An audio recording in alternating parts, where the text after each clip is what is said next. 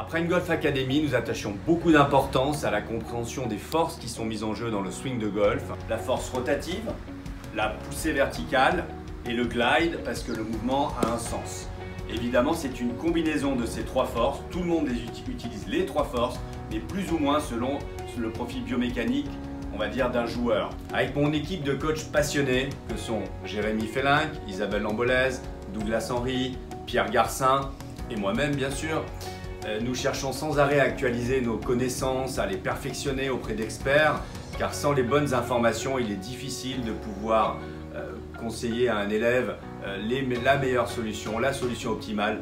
Pour mesurer ses forces et les analyser, et pouvoir les améliorer bien sûr, nous utilisons des plateaux de force qui vont nous donner des informations sur la poussée verticale, sur les forces rotatives et aussi les déplacements latéraux.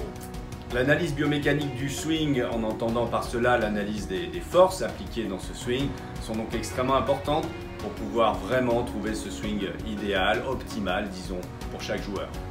Il en découlera des drills très précis, très concrets, qui permettra aux joueurs d'améliorer ses appuis, le travail de ses appuis, tellement important à nouveau parce que c'est finalement le seul contact avec le sol, une partie solide qui nous permet de développer cette énergie. Nous essayons d'avoir l'enseignement le plus intelligent possible afin de pouvoir mettre nos joueurs et surtout nos jeunes joueurs, nos jeunes espoirs, dans un swing le plus naturel et le plus efficace possible.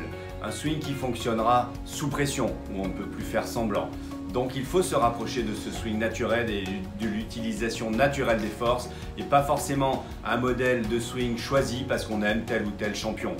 Mais il faut trouver absolument son propre swing efficace.